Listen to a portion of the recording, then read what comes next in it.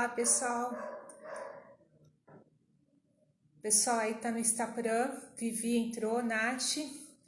Então a gente vai para nossa palestra do recolhimento. O recolhimento não aconteceu exatamente, né? Houve um problema, mas dia 30 vai ter a meditação, vai ter o recolhimento tal qual, tá bom? Mas eu vou adiantar a palestra porque tem gente esperando essa palestra, tal. Então hoje será a palestra. Bem, o pessoal tá entrando, acho que eu vou começar. Então, antes da palestra, para começar a palestra, eu vou rezar uma Ave Maria, tá bom? Vou colocar aqui no quadro de Nossa Senhora. Então, vamos lá. Ave Maria, cheia de graça, o Senhor é convosco. Bendita sois vós entre as mulheres, bendito é o fruto do vosso ventre, Jesus. Santa Maria, Mãe de Deus, rogai por nós, pecadores, agora e na hora da nossa morte. Amém. Bem, então o tema dessa palestra é Igreja e Estado. Na verdade, esse é um tema que ele está até acoplado à história da Igreja, porque a gente entende as relações da Igreja com o governo civil, né? Isso permeia também toda a história. Bom, então, só para a gente fazer uma introdução, outro dia teve aula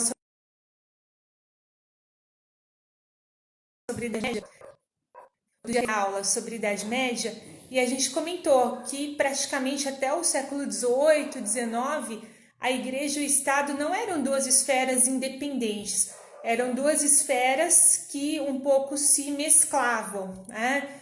Então, depois que Teodósio, no século IV, tornou o cristianismo a religião oficial, em grande parte da Idade Média, né, um cidadão, ele era católico, tá certo?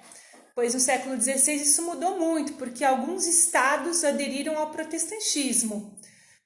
Houve o anglicanismo na Inglaterra, onde a religião ficou totalmente junto com o poder político. O chefe da igreja anglicana, o rei, ele é também o chefe da igreja, até os dias atuais. E no caso dos estados que aderiram ao luteranismo, quando o rei aderia à religião, todos os súditos eram obrigados a aderir àquela religião. Quem não quisesse, teria que ir embora daquele país. Então, vejam, eram esferas que estavam juntas, tá certo? Historicamente. Hoje em dia, no final do século XIX, agora no século XX, as duas esferas já estão separadas. Se a gente retomar o que Cristo disse no Evangelho, a gente já vê que o próprio Cristo falou sobre essa necessidade de separação. Quando ele disse, dai a César o que é de César e a Deus o que é de Deus, ele não está falando, não dê nada a César, ele está falando, olha, uma coisa é a esfera política, a esfera do governo, outra coisa é a esfera religiosa, tá certo? Então ele próprio já ensinou isso. Embora essa concretização ao longo da história, ela teve alguns problemas, nem sempre foi assim, mas atualmente no Código de Direito Canônico, você encontra essa separação explicitada, tá certo? Bom, então, a Igreja e o Estado se diferenciam por sua natureza e pelos seus fins, pela natureza das instituições e pelo seu próprio fim. A Igreja é uma sociedade de ordem sobrenatural. Por que existe a Igreja, se a gente vai pensar? Acho que quem está assistindo saberia responder. A Igreja existe para promover a salvação de todos os homens e mulheres de todos os tempos. Certo? Então é uma instituição com fim sobrenatural. Quando Cristo funda a igreja, entrega a Pedro as chaves do reino, ele deixa isso bem claro, que é uma instituição que vai existir por todos os séculos e que tem esse fim sobrenatural, que não é um fim humano. Então, essa missão religiosa, né, ela inclui a ordenação das coisas temporais para que cada homem e cada mulher atinja o seu fim. Né? Então, o que acontece? A igreja, a principal preocupação dela é a salvação das almas, ela também se preocupa com a dignidade do ser humano, porque os seres humanos são espirituais, são o seu rebanho. Né? Então, em algum momento, quando está se discutindo, por exemplo, a lei do aborto, a igreja ela se pronuncia. Tem gente que diz, mas a igreja não deve se meter em política. Mas essa é uma questão que não é uma questão somente política, é uma questão religiosa, porque nós estamos falando o quê? De assassinato de pessoas, né? Porque para um cristão é isso, né? O ser humano é constituído de alma e corpo, aborto é uma questão totalmente também, né, que tem a ver com a dignidade da pessoa, com a sua própria existência, ok? Bom, então a igreja ela é sobrenatural, propõe a salvação de todas as almas, aí a sua principal diferença com o Estado. A igreja ela se utiliza de meios espirituais, né? Na maior parte, os primeiros meios da igreja são espirituais, que é pregar o evangelho e a oração. A administração dos sacramentos também, né? Que é a grande riqueza e a grande missão da igreja, administrar os sacramentos, tá certo? Então, em primeiro lugar, ela tem uma missão espiritual e que vai levar a cabo, em primeiro lugar, por meios espirituais, ok? Então, não adianta nada um cristão que quer mudar o mundo, mas não faz oração, não procura melhorar ele mesmo, não reza, não se confessa, não frequenta os sacramentos, ok? É claro que a igreja, primeiramente, é sobrenatural, mas ela tem uma organização humana, né? Porque os seres humanos têm alma e têm corpo, ok? Então, existe também, ela tem que usar também alguns meios materiais, né? Então, vamos fazer uma missão em tal país, vamos abrir uma paróquia, não sei, no Vietnã, tá certo? Então, precisa também de meios materiais, mas não são os meios principais, né? Se você entra dentro da tradição da doutrina da igreja, né, você não tem nenhum ensinamento, você não vai encontrar na biografia de nenhum santo dizendo que os meios materiais são o principal. Não, o principal são os meios espirituais, né?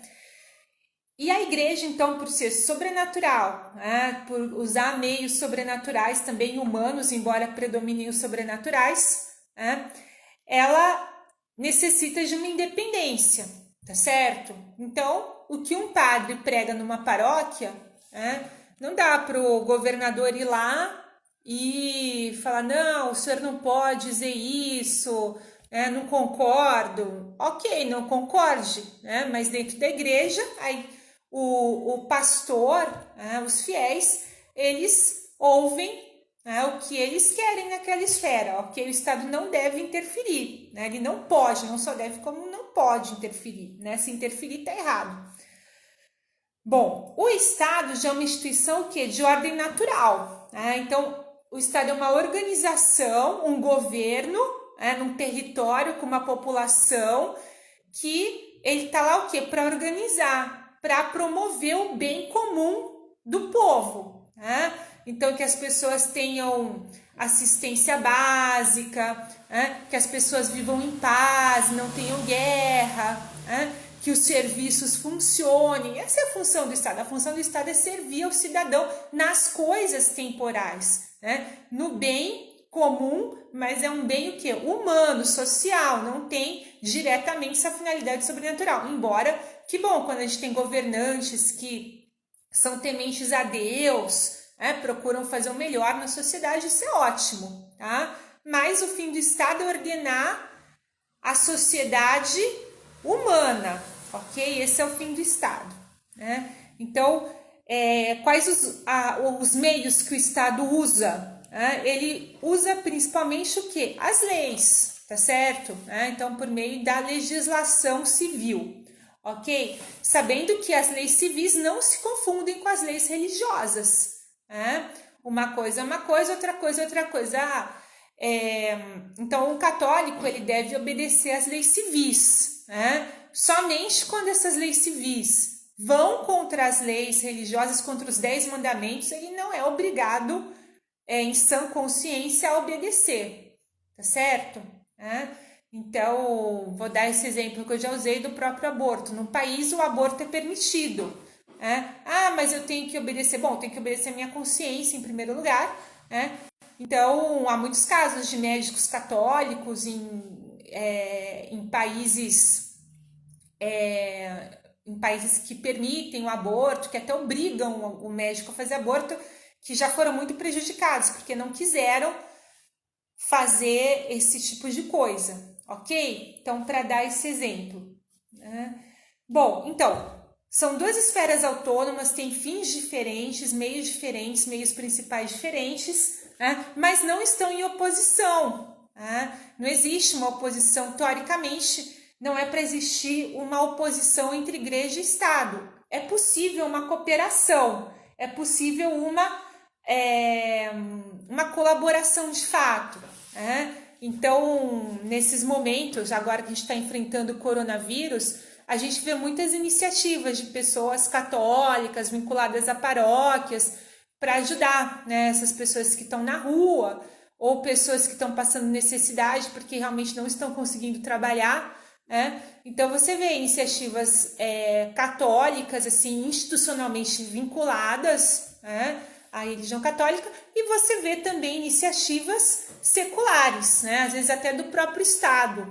Então, pode ser uma esfera colaborativa. Um exemplo disso são os vários hospitais católicos que existiram até hoje, as santas casas, que hoje estão meio mal das pernas economicamente, mas já são hospitais o quê? Que servem à população, à cidade, colaboram com o Estado em certo sentido, ok?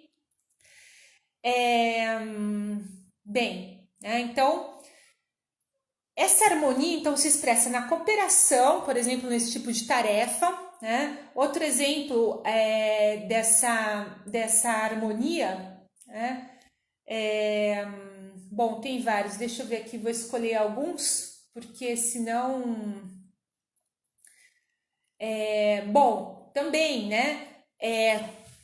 a igreja, ela ensina, a santificar o trabalho, como eu já disse, ajudar o próximo, tal, e todas as vezes que, por exemplo, numa escola estadual, que nem tem uma esfera religiosa, mas que ensina virtudes ou dá uma educação moral consonante a esses valores, também existe uma colaboração. Sem falar diretamente de Deus, existe uma colaboração. Então, e há matérias que tanto a igreja ou o Estado intervêm. Então, por exemplo, educação, matrimônio e assistência aos necessitados. Assistência aos necessitados eu já comentei, ok? Então, e nas outras esferas, educação e matrimônio, eu vou falar agora. No caso do matrimônio, existe o matrimônio civil, que é o matrimônio contraído na sociedade, perante a sociedade, onde se define a situação civil da pessoa, se ela é casada, se ela é solteira, se ela é viúva, e o matrimônio religioso, que para os católicos é sacramento, tá certo? Então, são duas esferas que a priori são separadas, há pessoas que se casam no civil, mas não contraem o sacramento, matrimônio religioso, tá certo? Mas são também duas esferas consonantes. Então, são duas esferas independentes, mas ao mesmo tempo consonantes. Bom, então isso é uma coisa que eu queria dizer. Então, deixa eu ver, eu vou falar mais alguma coisa aqui do sacramento. O matrimônio como sacramento, a sua celebração, ela cabe o quê? A esfera eclesiástica, a esfera religiosa, Então, é uma esfera distinta da civil, Então, por exemplo, eu vou dar aqui uns exemplos concretos. Um católico que ele acredita no matrimônio como sacramento. O que significa? Não vou explicar exatamente sacramento aqui, mas é um meio pelo qual se recebe uma graça especial para viver esse estado de casado, né? Então, um católico que ele acredita no matrimônio, ele vai realizar o matrimônio civil e também o matrimônio religioso. Nesse matrimônio religioso, ele tem o quê? Que respeitar as normas eclesiásticas, para contrair o matrimônio religioso. Ou seja, ele tem que pedir autorização na circunscrição dele para casar, tem que ter proclames, porque tem que ser uma coisa pública, segundo a lei eclesiástica, ok? Tem que ter testemunhas, enfim. E tem que ser um ministro, ou seja, um sacerdote, também que tem as licenças no ordinário do lugar. Então, por exemplo, as pessoas às vezes, não vamos casar na igreja, vamos casar numa chácara, eu sou católico, daí eu levo um padre lá. Cuidado, é um casamento válido, mas muitas vezes pode ser um casamento ilícito dentro do direito canônico, né? Não é a melhor forma. Por quê? Porque existem as normas canônicas, você precisa casar naquelas circunstâncias, na circunscrição, enfim, tudo isso para fomentar a liberdade das pessoas, a claridade, a transparência, e nisso o Estado não pode se meter. Então, da mesma forma que o Estado determina, quais são as regras do matrimônio civil? Tem que ir no cartório, tem que ter testemunha, ok. Quem é casado vai ter separação de bens ou não, enfim, esfera civil, a igreja não vai dizer nada sobre isso, mas dentro da esfera religiosa tem as regras eclesiásticas que estão consonantes a toda a tradição católica e há que ser respeitada. Bom, deixa eu ver o que mais que eu posso... Da mesma forma também, a Igreja Católica, para casar as pessoas, ela não obriga, Agora, acho que se faz um pouco isso por zelo, mas a princípio uma pessoa ela pode se casar só no religioso e não casar no civil também, tá? Para mostrar essa separação, ok? Então, o Estado tem o direito de reconhecer que os católicos podem contrair matrimônio, Então, o Estado também não pode, aqui nós somos ateus, vamos supor, e o sujeito não vai contrair matrimônio na igreja, só casa no civil. O Estado tem uma lei que impede matrimônio religioso. Não pode, porque já é interferência na esfera, seria uma intolerância, e um desrespeito ao direito canônico, ok? Bom, depois no final, se alguém tiver alguma pergunta, vocês podem fazer, eu vou seguir. No âmbito da educação, então eu falei da separação e da harmonia na ajuda aos necessitados, na questão do matrimônio civil e agora na questão da educação. Então, num país podem existir escolas laicas e escolas religiosas. Isso seria o ideal em termos de liberdade e também autonomia das duas esferas, a eclesiástica e a civil. O que significa? Que os cidadãos, eles são livres. Eu quero que o meu filho estude só numa escola civil, porque eu não gosto das escolas religiosas, por isso, por aquilo, seria uma pena, mas, enfim, pode ser, ele tem total direito. Por outro lado, o Estado, ele tem o dever de permitir a existência das escolas católicas, se elas cumprem as leis. Então, vamos supor, agora que tem a BNCC, você tem que seguir umas determinações do MEC para uma escola funcionar, ok. Não é porque a escola é católica que ela não tem que pagar imposto, que ela não tem que seguir nenhuma norma. Isso é errado, isso é uma mentalidade errada, tá certo? Então, uma escola católica, se ela é uma escola, ela tem que se adequar às leis civis, tem que ter um registro, tem que seguir todas aquelas normas do MEC, ok? Tem que seguir o currículo. É claro, se o currículo, é o que a gente disse para o caso do aborto, se o currículo ele tem aspectos que vão contra a vida, ou contra a dignidade da pessoa humana, não se pode seguir ipsis literis, mas em geral, no Brasil nós temos a BNCC, mas a BNCC atual dá inúmeras possibilidades, aberturas, para promover diferentes tipos de ensino na prática, ok? Então, nessa questão da educação, em termos de autonomia, respeitando essa separação e cooperação das duas esferas. Há que existir escolas civis, escolas não religiosas, e também as escolas religiosas têm sim o direito de existir, com o compromisso de preservar a sua identidade cristã. Então, o Estado ele tem que permitir que existam escolas católicas, e que nessas escolas se tenha aula de catequese, se prepare para receber o sacramento da Eucaristia, tá certo?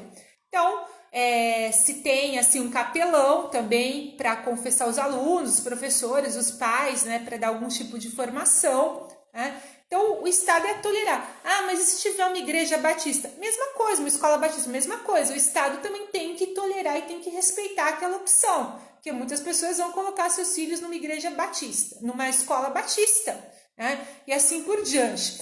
Quando que o Estado poderia interferir na esfera religiosa? Vou dar um exemplo. Temos uma igreja que as pessoas gritam o tempo inteiro, e os vizinhos não conseguem dormir. Eu acho que é lícito. É lícito você ter uma interferência religiosa, uma interferência da autoridade pública.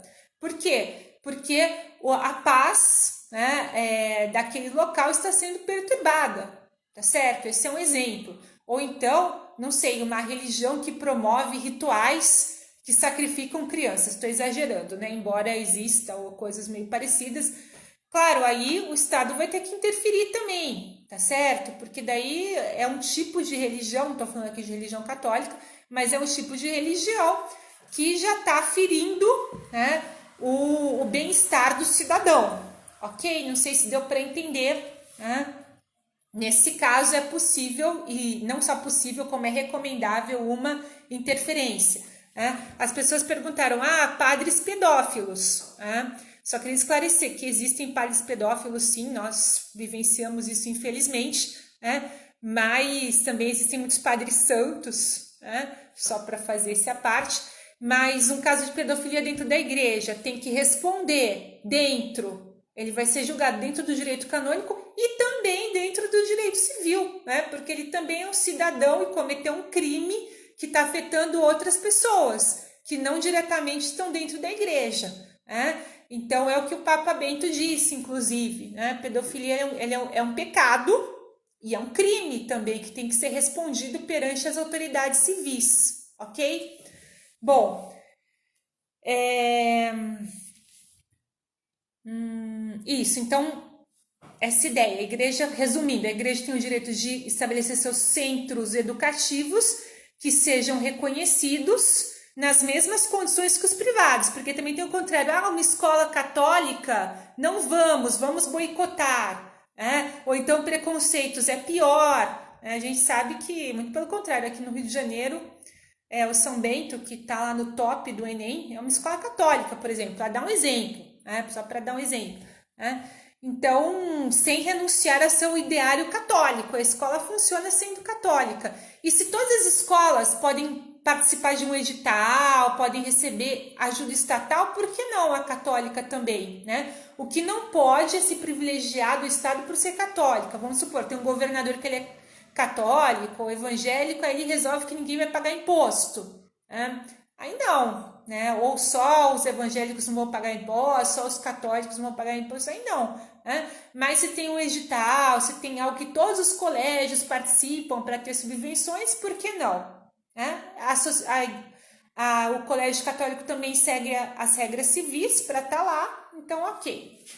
Bom, para terminar essa parte, eu vou falar dos direitos e deveres dos católicos na vida social.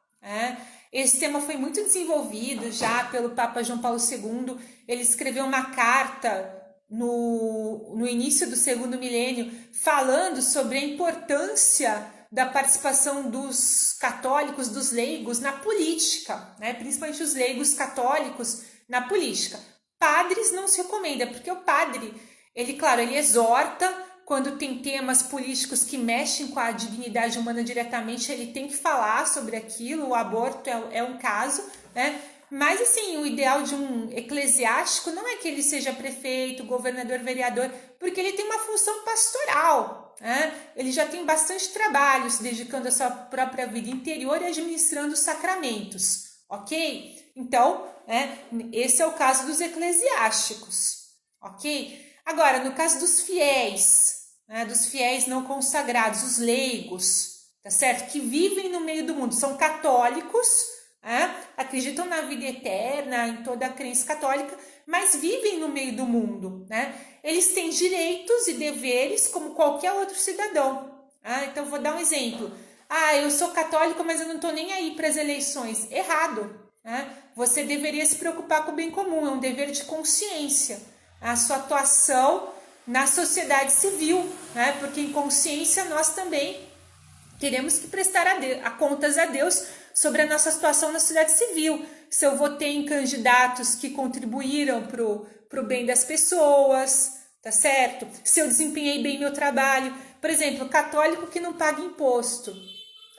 Não, o próprio Cristo já falou, dai a César o que é de César.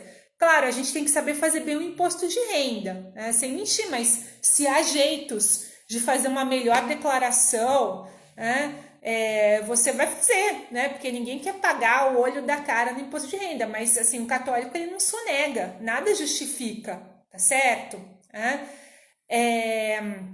Então ele tem direitos e deveres de um cidadão, ele tem direito a um hospital, ele tem direito a cobrar aonde os seus impostos estão sendo investidos, porque ele é um cidadão. Outro direito e dever de um católico, o trabalho. Então, um católico, ele perante Deus, ele vai responder pelo seu trabalho e ele deve contribuir para que a sociedade civil funcione bem, porque um católico, quando ele trabalha, ele também está colaborando para o bem da sociedade civil.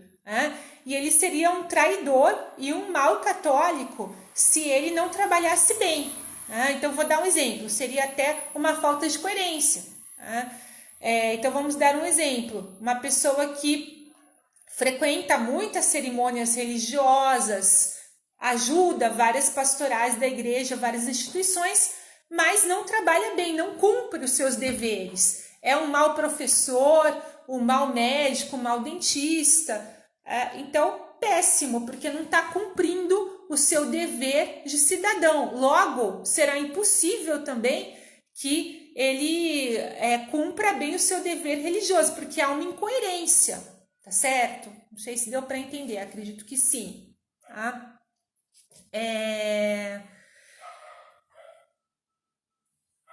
Muito bem, então a gente já comentou a frase de Cristo, que é evangélica, está em São Mateus, dai a César o que é de César e a Deus o que é de Deus, para mostrar essa separação entre a esfera civil e eclesiástica e ao mesmo tempo essa harmonia, ok?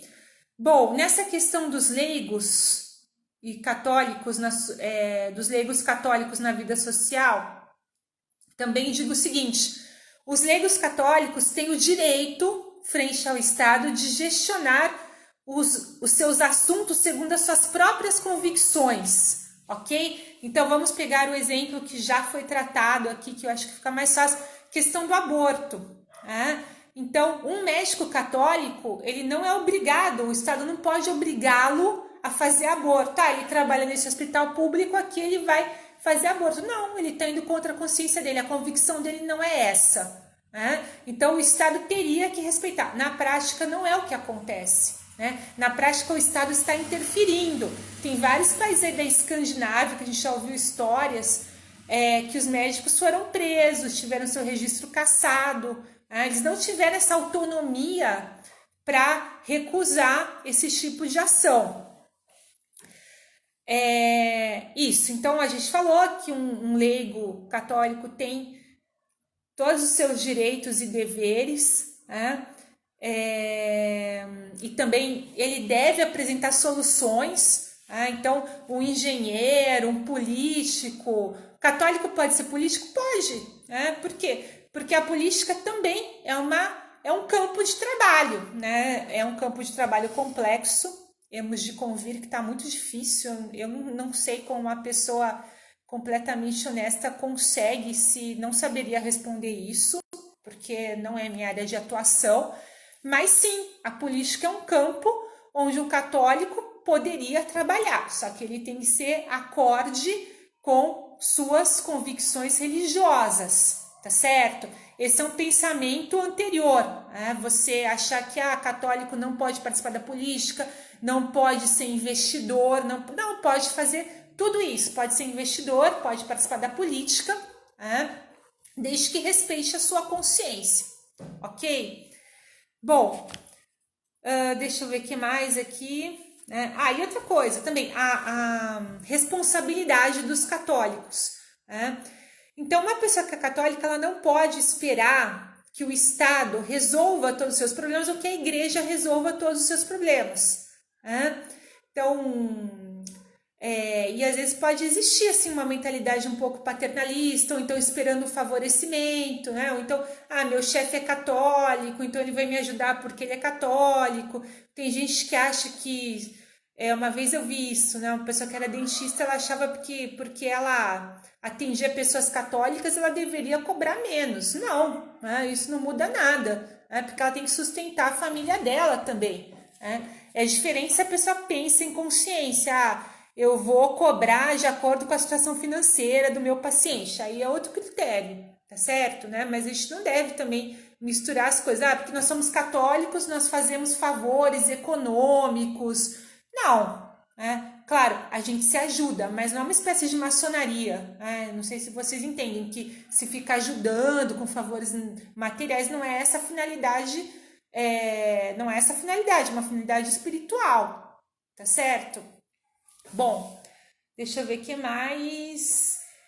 E é isso que eu já disse também, que eu queria reforçar, que um católico ele não pode abdicar da sua participação na esfera civil, na esfera política, porque seria uma omissão, né? Então, não votar, não contribuir para eleger governantes justos que promovam o bem comum, que promovam a vida, né? Seria uma omissão, seria um problema até que cada um deveria responder perante Deus e a sua consciência, ok? Porque agora eu acho que isso já mudou nos últimos anos, mas havia uma imagem meio caricata do católico como aquela pessoa boazinha, que só reza, não é proativo, não propõe a transformação do mundo. Isso é totalmente contrário do próprio Concílio Vaticano II, e nós estamos aqui no Centro Cultural do Opus Dei, também totalmente contrário ao que o Opus Dei diz desde a sua fundação por São José Maria Escrivá de Balaguer, que é santificar as realidades temporais, né? O mundo é a matéria da nossa santificação, é o nosso cenário, o lugar onde a gente vai conseguir ir para o céu, onde a gente vai conseguir se aperfeiçoar e imitar Jesus Cristo. Ok?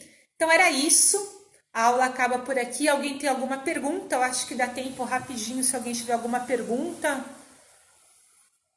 Se alguém quiser falar alguma coisa. Porque daí eu vou encerrar a aula. Ok? Então, muito obrigado. Muito obrigada. A aula termina por aqui. Hoje não houve meditação, mas no dia 30 de maio haverá a meditação do recolhimento aqui no Instaporã. Avisaremos antes. Se alguém tiver alguma pergunta atrasada, pode mandar depois, ok? Então, bom final de semana para vocês. Vamos rezar aí por todos nós que estamos enfrentando a quarentena, pelas pessoas que estão sofrendo na quarentena, passando por situação difícil, tá certo? Então é isso, um abraço. Vamos rezar uma Ave Maria agora para terminar a aula.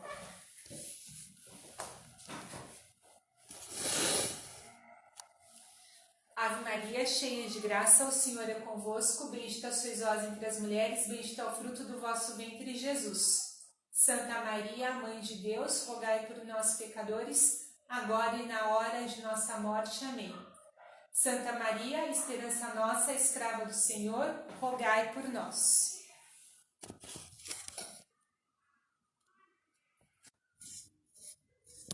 Como é que é isso?